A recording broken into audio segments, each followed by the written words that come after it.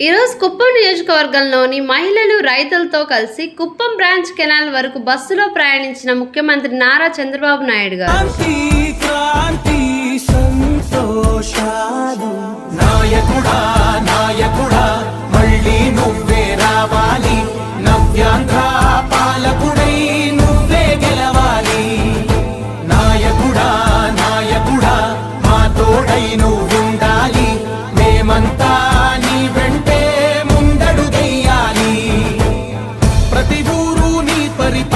కోరింది ఓ ప్రతివాడా నీకే మద్దతు పలికింది.